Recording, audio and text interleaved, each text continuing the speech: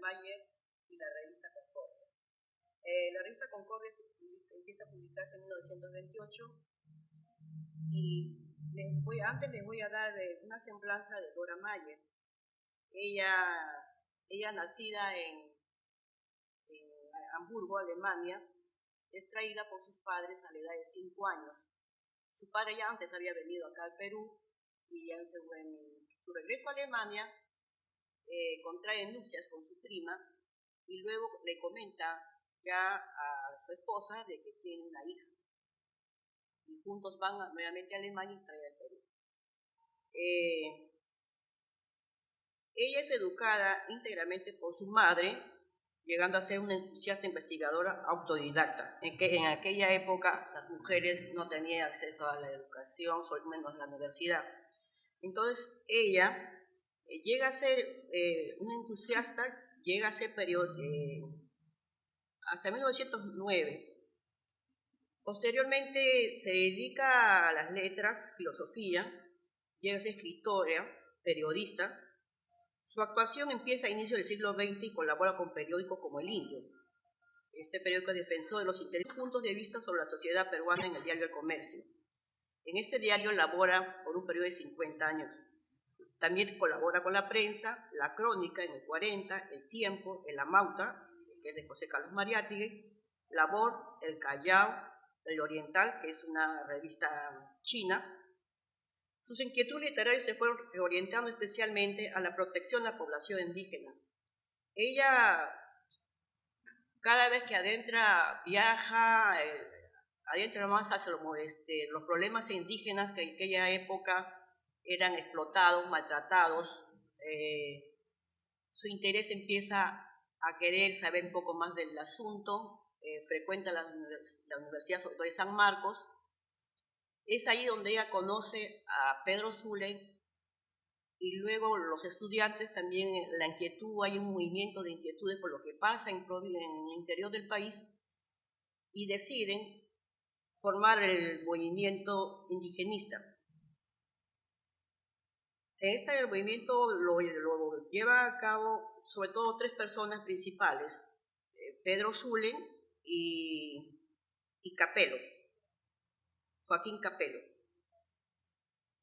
Esta asociación pro-indígena que se forma a partir de San Marcos empieza en 1909 y llega hasta 1916.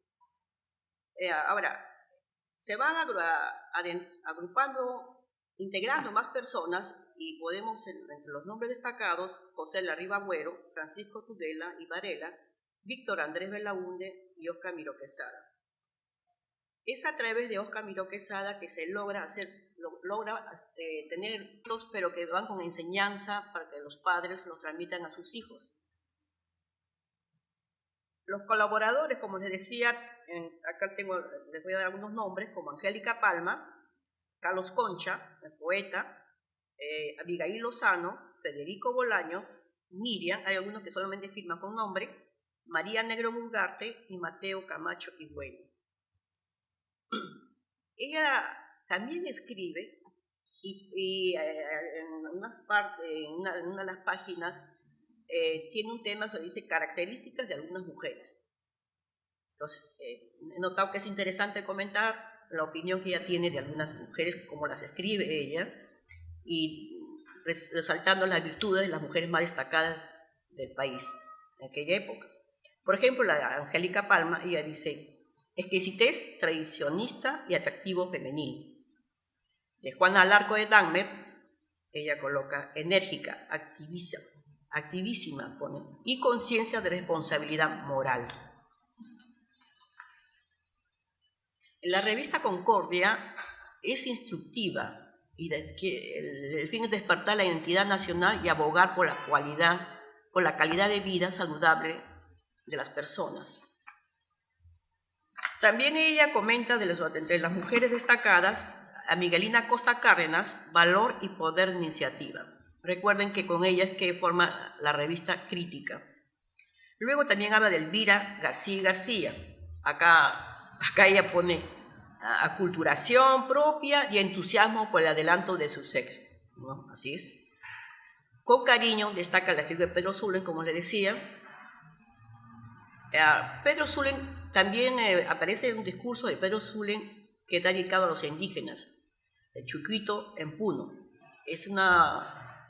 Trata sobre la defensa que él hace a la población indígena que ha sido masacrada y maltratada. Concordia tiene sección pro. También siempre en la revista de Concordia aparece una sección de pro indígena, sobre los problemas y acontecimientos ocurridos con los indígenas. Esta revista, como les decía, tiene varias secciones. Acá podemos tratar un tema, por ejemplo, el artículo de Dora Mayer en Concordia. Dora Mayer, como directora de la revista Concordia, escribía los editoriales, las noticias y las cartas de sus colaboradores. Pero también publicó artículos sesudos en varios números de la misma. En los 7 números que hemos tenido acceso, encontramos varios textos elaborados por ella, en los cuales me interesa acá leerles, ¿no? Cómo contó un sabio a su hijo la historia del género humano. La doctrina de Tolstoy, como les decía, el cáncer de mama en mujeres, ya en aquella época ya se hablaba, en 1928, sobre el cáncer. ¿Por qué? Y los cuidados que debían tener las mujeres. Ella comenta eso. Y luego, como siempre, haciendo recuerdos de Zulem. Los 3 primeros tratan sobre el hombre en su origen, sus avatares y peripecias, frente a los atropellos que ha tenido históricamente. Luego se refieren a la lucha por la subsistencia y la salud, tanto física como moral. El cuarto es el recuerdo apasionado y místico que hace Dora Mayer en torno a la figura de su amado, Pedro Zulem, a quien considera como un símbolo de la redención humana. El primer artículo es un relato literario sobre la evolución del género humano, que hace un sabio. Este es en cuanto cómo contó un sabio a su hijo la historia del género humano. Le dice a su hijo, para ubicarlo históricamente, aquí hay unos párrafos que los he escrito porque me pareció muy interesante comentarles. En la primera afirma, el hombre nació desnudo. En segundo, el hombre nació sano. Y el tercero, el hombre nació sin propiedad. Y el cuarto y quinto, en la familia nace la idea de propiedad. En el sexto, los hombres nacieron en las montañas del Asia. Séptimo, los hombres de una región y otras se mezclaron. En el octavo, los hombres se dieron cuenta del bien y del mal. En el noveno, la humanidad adquirió las normas de la conducta, asumiendo en ocasiones la amoralidad y en otras la moralidad, para el buen ordenamiento de la conducta. De este modo, Dora Mayer, terminando el cuento con la siguiente recomendación: hijo mío, asume tu moral, para que sabores el divino placer de una sociedad justa y democrática. En el artículo de León Tolstoy, Dora considera un apóstol ruso por su gran amor a la humanidad y su condición de ilustre maestro. El texto se preparó como parte de las conmemoraciones en el centenario del nacimiento del ilustre novelista. En él se señala que la doctrina de Tolstoy sabe a un plato de dieta para un enfermo. Por su riguroso asceticismo, es por una vida austera que tiene Tolstoy, que puede ser considerada una dieta mora, poniéndose al margen de la burocracia corrupta que corroía el cuerpo del enorme imperio zarista. Mientras que las masas gemían de dolor espiritual y de hambre material. En aquella época, Tolstoy primero empieza su vida muy pegado a la religión ortodoxa, sus principios, valores. Ya cuando llega a sus manos a leer el libro de Henry George, un americano sociólogo, empieza a empaparse y ve lee sus textos. Él comienza un poco a adentrarse en los problemas y se da cuenta que no solamente es filosofía, religión, sino que también debería darse cuenta de lo que pasa en el entorno, en su caso de Rusia. Tolstoy es el que ha escrito la novela Anna Karenina. Aboga por la redención moral de los campesinos, es aquí cuando empieza a preocuparse por los campesinos. Lucha por la redención de sus almas, asumiendo el cultivo de la inteligencia y la tarea productivas del labriego. En aquellos días de degeneración moral y de un fatalismo generalizado, Tolstoy se lamenta que los jóvenes sean prematuramente viejos. y aboga porque los viejos sean extraordinariamente jóvenes de ánimo. De aquel modo, Tolstoy mostrará su apostolado manteniendo su ilusión juvenil que se derrumba en los homenajes que le ofrecen las multitudes. Acá Dora Mayer comenta un tanto desilusionada cómo al final Tolstoy, mejor les leo aquí, se derrumben los homenajes que lo ofrendan las multitudes, dejándose endiosar para cambiar algo de su propia esencia divina. Es una fútil materia de un ídolo. Finalmente Dora Mayer lamenta que Tolstoy no haya podido abatir su vanidad y le hubieran permitido despertar en la inmortalidad. También Dora Mayer en una de las revistas tiene la publicación con el título Haciendo recuerdos de Zulen. Aquí quiero poner en hincapié que Dora Mayer, a raíz de su relación, es un largo, ahí es un tema aparte, pero a raíz de su relación, ella opta por tomar el apellido de Zulen. Entonces, siempre ella últimamente, y su deseo final es llamarse Dora Mayer de Zulen. Entonces yo respetándola, quisiera también llamarle Dora Mayer de Zulen. Ella escribe así, en el tema Haciendo recuerdos de Zulen. El destino quiso que Zulen, digno de nota, sobre todo por aquella obra suya, viniera al mundo en el aniversario del descubrimiento de América, hoy llamado Día de la Raza, el 12 de octubre. Acá voy a leer algunos párrafos que los he resaltado del texto porque para mí son, para que ustedes entiendan el mensaje que ella da en su escrito. La significancia del hombre que debió ser un heraldo del levantamiento de las razas y clases injustamente desdeñadas por degeneraciones, criadas bajo obsesión de perjuicios insostenibles. Solo así ha podido ser Zulen, el adalid. Eso es, adalid que sigue es un caudillo. Zulen ha sido un caudillo del resurgimiento de la raza indígena. El caudillo se refiere en cuanto al sentido de interés y lo que puso toda su energía hasta llegó a afectar, como nos dice, la salud, porque murió de tuberculosis. En otro párrafo dice, Zulen ha podido mostrar el grado de capacidad moral y práctica verificable sin la virtud decantada de la sangre europea. Zulen puede figurar gallardamente en los anales históricos del Perú. Zulen no es menos que Tschudi, el suizo precursor en el siglo pasado de la investigación sociológica en territorio. Este personaje es un intelectual suizo que escribió sobre Perú, inclusive tiene un tema sobre Ollanta, sobre el campesinado, lo compara acá Dora Mayer de Zulen. Al final del párrafo, Dora Mayer de Zulen dice, y hay todavía algo más. El símbolo mencionado se completa con la figura de una mujer rubia, se refiere a ella. Una mujer rubia que llora un día postrero al lado del cuerpo exámine de Zulen, con los raudales de lágrimas proverbiales de la penitente, que invoca el milagro de la resurrección. Aquí ella, cuando muere Pedro Zulen, la familia de él no le permite acercarse al velatorio.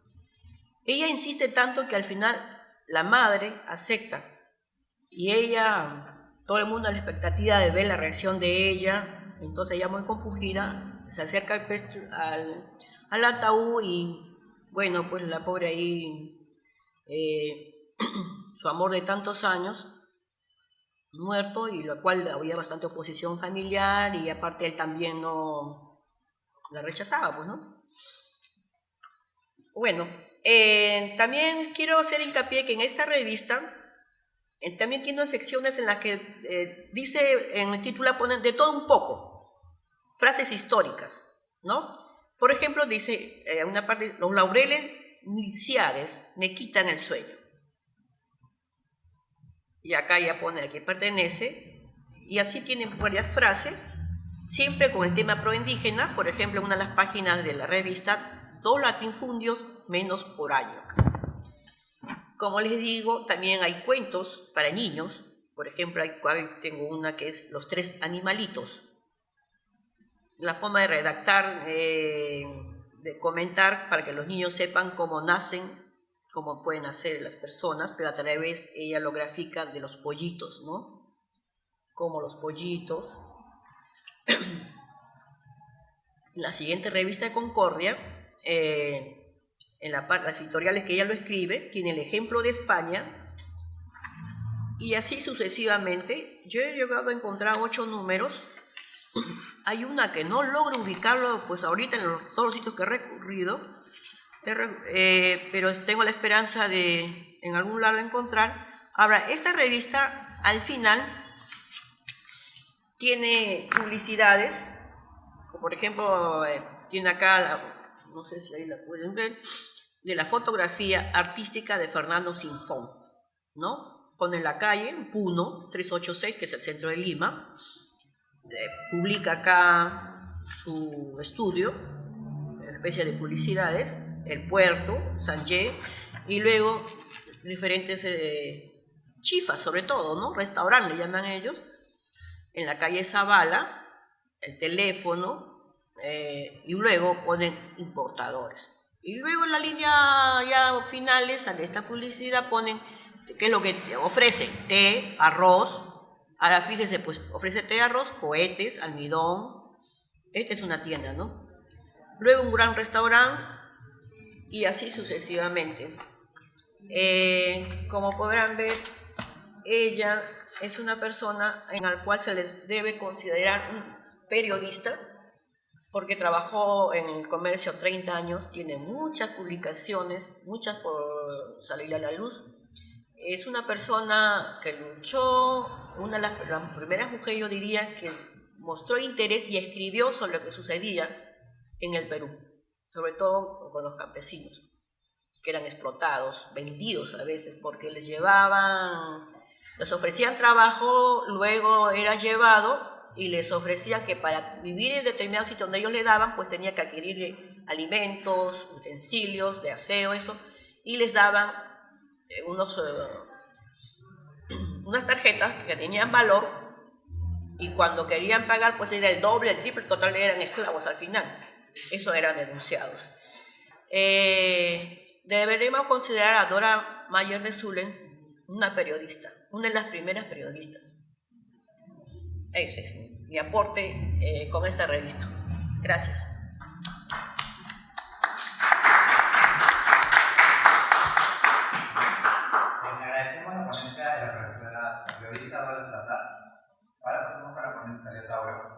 Ella es psicóloga y además docente de la Universidad de Ricardo Paz. Su ponencia se titula La cultura en la revista Palabra, 1996. Muchas gracias. Bueno, efectivamente, Palabra se llama Palabra en Defensa de la Cultura. Y esta revista es, digamos, fundada por un grupo de estudiantes de San Marcos en el año 1936. Yo les voy a hacer una visión, digamos, panorámica y apretada del contenido, digamos, de la revista Palabra, ¿no? Bueno, en el mes de septiembre de 1936 es que surge la revista Palabra en Defensa de la Cultura, como órgano de los alumnos de la Facultad de Letras de la Universidad Nacional Mayor de San Marcos. Bueno, un grupo de alumnos de esta universidad toman la iniciativa. Ellos son José Alvarado Sánchez, José María Arguedas, Emilio Champión, Augusto Tamayo Vargas y Alberto Tauro. La redacción recae en Tamayo y Tauro. El doctor Horacio Urtiaga, decano de esta facultad, saluda la aparición de Palabra expresando lo siguientes: ha de ser expresión ecuánime de grandes ideas, de elevados propósitos, de apreciaciones bien meditadas y promisores ensayos. Sus directores dan a la naciente publicación la más merecida ejecutoria, ¿no? Bueno, este grupo de jóvenes, bordea más o menos los 22 años de edad, ¿no? En su mayoría son estudiantes y ya habían tenido la experiencia, digamos, la mayoría del grupo, de editar una revista porque habían egresado del Colegio La Inmaculada y ahí editaban una revista que se llamaba Prometeo, que fue orientada por José Jiménez Borja, que fue presidente de la Academia Peruana de la Lengua y profesor de la mayoría de ellos. Y a este cometido se les une José María Arguedas, ¿no? Así es que, bueno, están muy entusiasmados, ¿no? Bueno, refiriéndome a los fundadores de la revista, este grupo de alumnos, se identifican con un grupo de jóvenes quienes en 1930 culminan su vida escolar, llenos de ilusiones, los cuales se habían visto afectadas al vivir en sus años mozos los efectos de la dictadura. Y sobre esa expresa, vivimos entre la ola de protestas que se abrió curso al caer la dictadura. Escuchamos la queja que la caída económica provocó y vimos cómo demandaban pan los desgraciados. Por eso, amamos desde entonces la democracia y sabemos que la vida no se conquista sin esfuerzo, que es necesario preparar la madurez de nuestros propios pasos y que nada lograremos si no obedecemos a la necesidad de solidarizarnos con quienes viven las mismas angustias. Aluden a la situación de la crisis económica por la que pasan, ¿no? Y que ha precipitado tantos antagonismos internacionales y sobre todo a la guerra armamentista y digamos y la angustia que pasan los pueblos débiles. Bueno, es una generación que justamente nace durante la Primera Guerra Mundial y bueno, esta revista sale, digamos, en el periodo de la Segunda Guerra Mundial, entonces tienen muchas ideas vinculadas a estos problemas que ocasionaban en el país. Establecen como sus propósitos ir hacia adelante, con la mano tendida hacia los hombres de buena voluntad, buscando en los hechos la prueba que nos permita desvirtuar la influencia de la ideología pesimista y aspiramos a difundir nuestra confianza en el porvenir del Perú, aconsejándonos en el estudio de nuestras necesidades y en la experiencia de nuestros hombres de pensamiento, contribuiremos a solucionar nuestros problemas y, aprovechando la herencia legada por nuestros antepasados, trabajaremos por la cultura, la democracia y la paz, ¿no? En esta introducción ellos fijan, digamos, hacia dónde va a ir dirigida la revista. Bueno, la lista de asesores y colaboradores de Palabra en Defensa de la Cultura es amplia. Entre ellos está Javier Abril, Pablo Abril de Vivero, Martín Adán, Luis Felipe Alarco, Jorge Basadre, Manuel Beltrán, Enrique Bustamante Vallevián, Carlos Cueto, Arturo y José Jiménez Borja, Manuel Moreno Jimeno, Estuardo Núñez, Ricardo Palma Silva, Enrique y Ricardo Peña Barrenechea, Mario Polar, Raúl Porras Barrenechea, José Sabogal, Fernando Romero, Carles Sánchez Málaga y Emilio Westphalen, entre otros. La primera página, bueno, destinada a nombres, siempre va acompañada de una ilustración tomada de pintores famosos, como de la talla de José Sabogal, Camilo Blas, Enrique Camino Bren, Cristo Mario Urteaga, o entre otros Alicia Bustamante. Le siguen artículos de los colaboradores de Palabra, peruanos y extranjeros. En el primer número aparece un artículo de Jorge Basadre con el título Bases para el Estado peruano, que al leerlo nos parece que fuera actual el problema, ¿no? Bueno, donde aborda qué hacer con el Estado peruano después de la emancipación, época en que se señala, se dieron tres caminos, a saber, la monarquía, el Estado liberal y una visión republicano-monárquica, influida por Bolívar, llamada también republicana autoritaria, adoptándose liberal, pero que sufrió los males en que, cito al autor, los poderes han estado sometidos al Ejecutivo, incumplidos los dogmas sobre libertad de prensa, asociación, de propaganda, de palabra y residencia, Señala la violación de las leyes por parte de los gobernantes o la creación de otras que los favorezcan. Pese a ello, el Estado ha sido elemento de unión por la diversidad geográfica. El Estado cesarista, con burocracia abundante y decorativa, señala la propensión del Estado por la empleomanía, ¿no?, como una justificación a la política, ¿no?, que vinieron a establecer, digamos, el funcionamiento de este Estado liberal. Bueno, después de ello nos faltan páginas dedicadas al panorama universitario, donde siguen los acontecimientos académicos y políticos que se suscitan en San Marcos. Se presentan páginas también dedicadas a temas literarios. Así, por ejemplo, hay un cuento de Manuel Tamayo llamado Chacta, los versos de Enrique Peña, que lleva el nombre de Constatación de lo Perdido. Que paso a leer un fragmento. Esa flor que tenía escondida una palabra de sombra, apareces y te pierdes en la ancha espesura. En él llegar lento que no se aproxima nunca.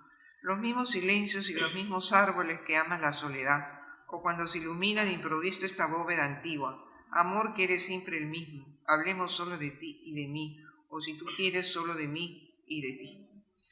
Muy bien, aparece un hermoso poema de Martín Adán con el título Narciso Aleteo, que en su primer párrafo dice así: en vano y uno el agua bulle, de nada amor se llama dueño, si lo que es todo, todo huye y siempre queda el sueño al sueño.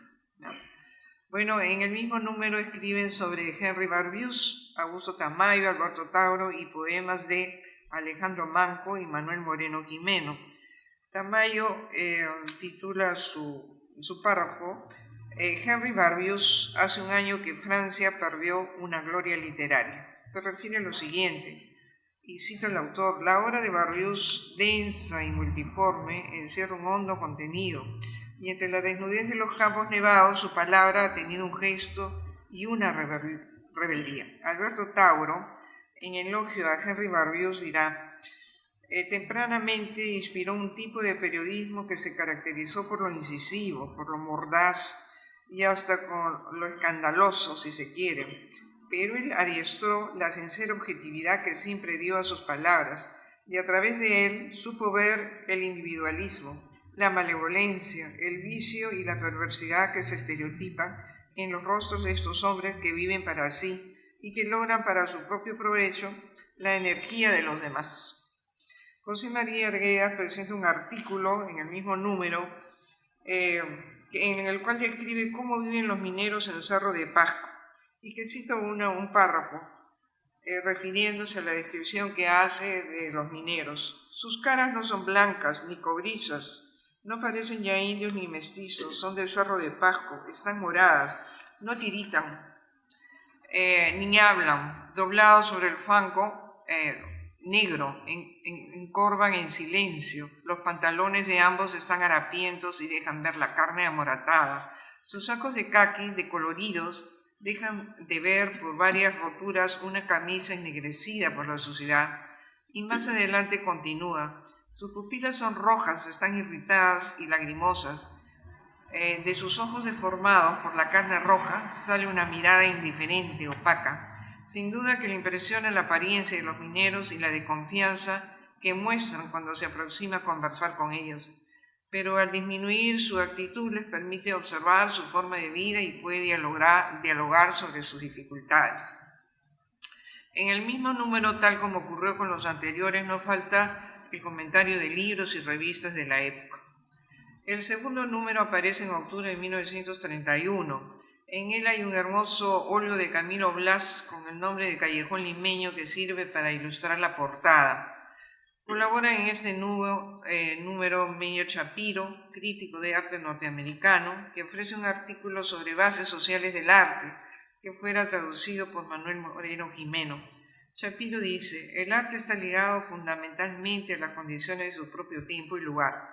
Para comprender la fuerza de esta conexión tenemos simplemente que preguntarnos si la cultura gótica se concibe en el siglo XVIII o si la pintura impresionista, o mejor cubista, pudo producirse en una sociedad tribal africana. pero por sí misma esta conexión de tiempo y lugar no nos habilita para juzgar qué condiciones fueron las decisivas y a qué necesidades ha respondido la transformación de las artes. Más adelante dirá, pero si hacemos un examen atento de los motivos de los cuadros del artista de hoy y examinamos las actitudes psicológicas puestas en juego, al seleccionar los motivos y sus formas veremos que su arte está íntimamente ligado a la vida y a la sociedad. Seguirán otros colaboradores como Ciro Alegría, quien sorprende con una poesía titulada El caballo fraterno, de la cual señala un fragmento. Viento puneño se trenzó en sus crines y en sus cascos chispeaban pedernales. Cedro y nieve le hicieron el color reluciente. Caballo hermano, bueno con retazo de viento, de un relincho domaba cuantos cerros saltaba al paso y los caminos eran hechos polvos por sus ojos taimados de relámpago. Y el glosario, tenemos aportes acá de Arguedas, que hace comentarios sobre Curlange, hace labor peronista en Montevideo, y sobre Moisés Vivanco, buen intérprete de la música nacional. Y sobre García Lorca aparece en este número el sentir de los fundadores de la revista. Emilio Champión ofrece un poema que en el primer párrafo nos dice: Andalucía está negra, tiende su luto en su mundo. Ha muerto García Lorca, lo han muerto a García Lorca. José María Arguedas le dedica unas palabras. Ese García Lorca era el que conmovía al mundo, cantando el alma de España, cantando con gran voz, con voz universal, el alma única de nuestra madre España. Augusto Tamayo ofrece lo siguiente. Federico García Lorca ha muerto en medio de la lucha social que convulsiona España, de posición a posición, y su muerte, canto de su mismo canto, ha llevado a cada uno la nota trágica de esta hora. Mientras Alberto Tauro le dedica las siguientes palabras. Hoy sufro, Federico García Lorca, el dolor, tu cuerpo, y oigo vociferar a tus asesinos. Sé que enrojecieron con tu sangre la luz tenue de una tarde granadina, cuando tu voz era una canción que se alzaba para consagrar la entereza del alma popular. Sé que el camino cantaba en su alma y que al llegar a Granada repicaba en tu corazón el amor por la paz que habían interrumpido los mercenarios. Bueno, de gran valor es el aporte de José Alvarado Sánchez, quien nos dice lo siguiente. La sangre y el sueño que ornamentaron sus estrofas han designado para siempre su ausencia, la condecoración de sangre final que ha acreditado a Federico García Lorca en tan majestuosos y últimos silencios. Será su aprobio eterno para los que no supieron respetar su inmensa, su sagrada voz, por lo que se expresaron en su fulgor primero el goce y el misterio de la poesía y de la vida. Bueno, no falta el panorama universitario y los comentarios de libros y revistas hechos por los fundadores. En abril de 1937 nace el número 4 de la revista dedicada a Enrique Bustamante Vallivian, sobre el que hay palabras elocuentes de jóvenes intelectuales como Alvarado Sánchez, Tamayo Vargas, Estuardo Núñez, Pablo Abril de Vivero, José Hernández, José Jiménez Borja, Alberto Tauro, Martín Adán y Enrique Peña, entre otros. José María Arguedas incluye en este número una parte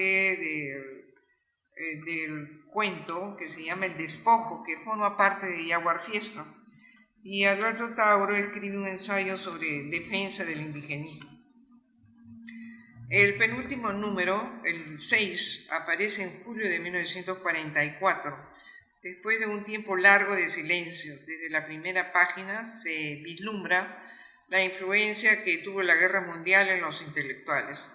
Aparece un artículo de José María Requena, denominado El Gran Designio, establecer el orden y asegurar la paz, que demuestra la preocupación por sancionar los crímenes de guerra y restaurar el orden democrático, esfuerzo que le atribuye a las grandes potencias, a Gran Bretaña, Rusia y Estados Unidos, para devolver a los pueblos destruidos por el nazismo su soberanía.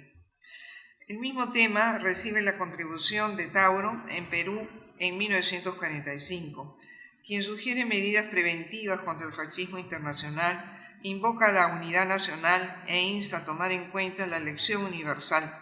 Recomienda enfocar la economía del país hacia el equilibrio y dice: deberá coordinar la producción agraria con las industrias derivadas orientadas, unas y otras, hacia los suministros requeridos por el país. Deberá acentuar los esfuerzos hechos a favor de la industrialización para favorecer a un mismo tiempo la explotación intensiva de nuestros recursos naturales y una discreta racionalización de las importaciones. La unidad establecida en el terreno político deberá proyectarse hacia la integración económica del Perú. Continuará el número 6 con una página literaria dedicada a José María Eguren, con textos de José Alvarado Sánchez, Ernesto More, y donde incluyen textos inéditos de Eguren. También figura el aporte de contribuciones extranjeros, el caso del agregado cultural de Estados Unidos, quien escribe sobre el carácter de las agrupaciones de escritores y artistas en los Estados Unidos. Y sobre poemas de muerte y esperanza, escribe Augusto Tamayo, quien elegía por ellos, la dedica a todos los asesinados por el nazismo, del cual se cita un párrafo. Los hombres de otoño silencian el campo, tronchados los huesos, dolientes los tallos, cocidas las manos a verte espiga, que no maduraron, murieron semilla, como han muerto todos, furor de tristes, maldad en bonanza, todo en las estrellas. Con los negros signos y las pardas brumas sobre los guiones de monstruosas rutas. Bueno, en el número 7, que sale en 1944 y que es el último número que se edita, continúa en sus páginas la influencia de la Guerra Mundial. Al respecto, Alberto Taure escribe un artículo que titula Libertad, en que menciona la Carta del Atlántico y los acuerdos de Teherán como garantía de la libertad de las naciones y sus pueblos. Se refiere a la primera, destacando la mención de 4 libertades: de religión, de palabra, de temor y de miseria, que garantizarían a todos los hombres una vida digna. Los acuerdos de Teherán ratifican enfáticamente esa promisoria garantía, en cuanto recomiendan que a través de la guerra se deberá eliminar la tiranía, la esclavitud, la opresión y la intolerancia. Asume que la libertad social da el ambiente adecuado al mejor y más completo desarrollo del hombre. Otro artículo de Tamayo Vargas sobre Flora Tristán ilustra sobre las experiencias de vida, especialmente las adquiridas en América, en Arequipa y otras partes del Perú, y que publica posteriormente en Peregrinaciones de una paria. Aparece una hermosa semblanza biográfica de César Vallejo, cuya autoría pertenece a Alfonso Mendoza, y unas palabras de Percy Gibson que titula El Cholo en París. El número 7 también incluye una página entera de poetas jóvenes con versos de Jorge Eilson, Sebastián Salazar Bondi, Xavier Sologuren y Lindy Apato. Bueno, he querido dar una visión, digamos, panorámica, diría, de la revista, que no se conoce mucho, ¿no? Publicada por estos alumnos de la Facultad de Letras, jóvenes, por cierto, que tenían entre 22 y 24 años, pero que escriben sobre temas de la actualidad y que muchos de sus temas nos parece que fueran actuales, porque todavía no se han solucionado. Les muestro una revista, creo que esta es la número 6, que aparece así, de la revista Palabra, que se las dejaré a los organizadores para que tengan por lo menos un número. Y bueno, y muchas gracias. Ojalá busquen la revista y la lean. Gracias. Bueno, para continuar la mesa, seguimos ahora con Melissa Vergaray. Ella es bachiller en Historia por la Universidad Nacional Mayor de Marcos. Ha colaborado en el proceso de catalogación del Fondo Colonial y del inventariado en los documentos republicanos en el Archivo Histórico de la Universidad de Lima. Su ponencia se titula Revista Fénix, los libros y la biblioteca después de las 1943-1948. Bien, buenos días. Como todos ustedes saben, la revista Fénix es una publicación icónica del siglo XX, dirigida por Jorge Basadre luego del incendio, él asume la dirección luego del incendio de la Biblioteca Nacional. Usualmente la importancia de la revista Fénix ha sido más enfocada hacia sus artículos históricos, sus artículos de investigación en ciencias sociales. Entonces, en esta ponencia traté de darle un nuevo giro, más o menos revisar los artículos de la primera etapa de 1943 a 1948, que es bajo la dirección de Jorge Basadre, los 5 primeros números, y sobre todo enfocarme en los artículos referentes a la gestión de las bibliotecas, a la aplicación de normas para la catalogación de libros, ¿no? Entonces, a partir de, para empezar, daré una pequeña reseña de la situación en la que surge esta revista, ¿no? En la madrugada del 10 de mayo de 1943, la Biblioteca Nacional va a enfrentar uno de sus momentos más críticos, el incendio que posiblemente inicia en la Sala Europa y que va a consumir varias extensiones y una amplia cantidad de volúmenes y de libros y revistas y de documentos históricos. Va a demostrar no solo las carencias que tenía la biblioteca en sí, como un mal sistema eléctrico, de repente una incipiente catalogación de sus textos, sino también la falta de políticas públicas a nivel de todo el gobierno en lo referente al cuidado del patrimonio bibliográfico y documental.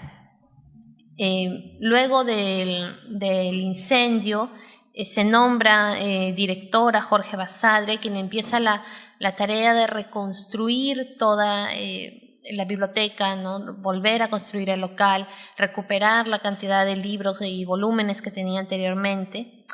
Entonces, se propone hacer esta publicación que, tiene el título de la mítica ave fénix, ¿no? Que es el ave que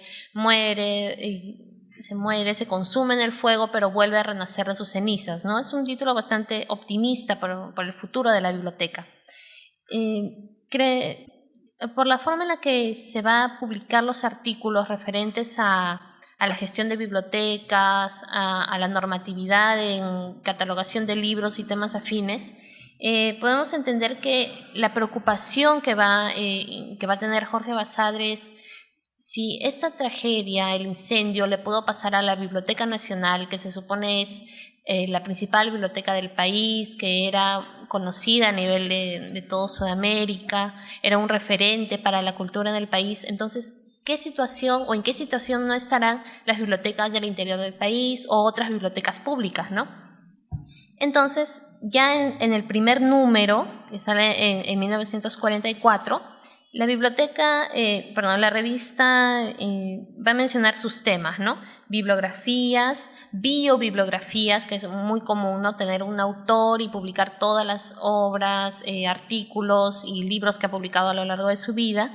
Luego, organización e historia de las bibliotecas, aspectos sociales de las bibliotecas, estudios sobre técnicas del libro y...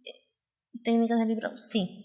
Esos son los temas que se mencionan en el primer número ya de la revista Fénix y que van a continuar en las próximas ediciones, ¿no? Entonces, en base a eso, he identificado 3 ejes centrales que expresan la nueva posición de la Biblioteca Nacional y en particular de su director, Jorge Basadre, sobre el papel de los libros y las bibliotecas en el país. El primer eje central es la Escuela de Bibliotecarios, ¿no? Un elemento a resaltar de la revista Fénix es que nos permite obtener datos acerca del establecimiento de esta escuela, ¿no? Que se establece a partir del incendio de la Biblioteca Nacional y que va a permitir la formación de profesionales especializados en el manejo de bibliotecas, en la aplicación de procesos técnicos a los libros, a los documentos.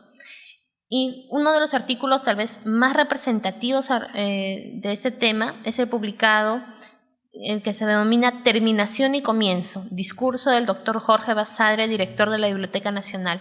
Es una reproducción del discurso que da Jorge Basadre en una ceremonia de clausura de la Escuela de Bibliotecarios. y donde se manifiesta la posición de él en torno a la cultura de los libros, ¿no? Por ejemplo, menciona que toda obra referente, toda biblioteca, la Biblioteca Nacional debería tener entre sus obras toda obra referente escrita por peruanos o sobre el Perú. Y esto de aquí es lo que serían los antecedentes de lo que actualmente es el depósito legal, ¿no? Todas las obras, revistas, folletos que son publicados en el país, por ley tienen que ir a la Biblioteca Nacional. De esta manera se incrementa la colección de la biblioteca y también se puede evitar los problemas que, por ejemplo, se tiene a menudo, como mencionaba ella, ¿no? Que digamos se publicó una revista, pero no están los números completos, ¿no? Está el número del 1 al 5, el número 6 desapareció.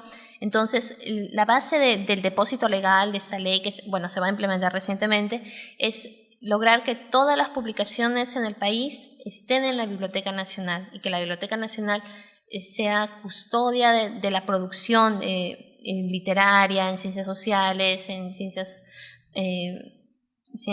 exactas que pueda tener el país. Luego, el siguiente eje, el segundo eje, es organización de bibliotecas.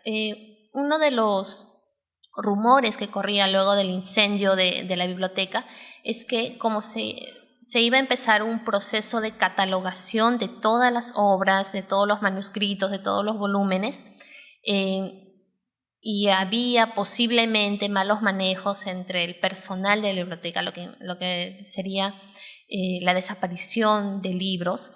Entonces, para evitar que eso fuera evidente, se decidió empezar este incendio de esa manera, como que tapar los problemas que tenía la biblioteca, ¿no?